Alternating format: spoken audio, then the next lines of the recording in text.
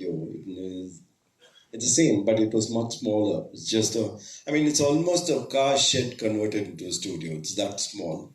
And here was this kid, he was some 20 or, and then you would go in and he plays to you a bit that he's recorded for jingles and things like that. But the sound was just unbelievable. It's something which I've not heard in any Indian track. And this smaller studio, I'm used to working this almost this bigger studio in Prasad studios and things, recording songs. And here this kid was doing music within this, he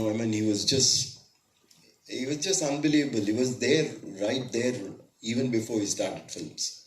It is just that we have to see whether, he will be able to do what we require in terms of 6 songs and then the background score. But he's a master.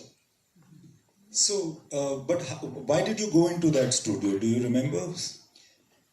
Yeah, I know. In the sense, I was looking for something new. And I'd met him somewhere at a friend's place. And he said, will you drop in? This shy kid that sits next to me, he says, will you drop into my studio? I said, I will. But I've heard about him because I had quite a few friends who were in the advertising circle. And he has been doing jingles. And they said that you should meet this guy. So he came in with a recommendation and I met him and then he said, come, just listen to it. So, before taking him on, did you ask him to compose a few tracks to your brief? Yeah. I have a job to hold. So, yes. So yeah, I know. It took us a little time. We worked on, before we agreed to do the film, we worked on it for more than a month or 2. Where he sat, composed, he did this, we chatted, and he did quite a bit of work. Because his work, we're all, very advanced in the sense it is not the conventional tunes and not the conventional form. So we had to make sure that, we get into the story and we are able to do it for the story, so it took time, yeah. But when he finally made you hear a song to your brief, you must have felt that he's got it or he's understood your story in some way.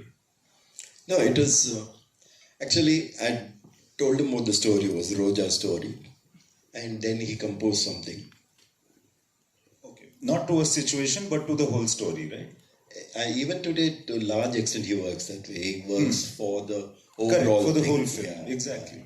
Mood of the film. But there, I had asked him for a situation, and he had done something completely different, and he had done it for a situation which I didn't say. He had done one bit, this Choti Se Asha. Okay. He had done it for when she gets married and she goes out to the village. Okay. Bidai, what do you call it? Bidai. That he composed it for that.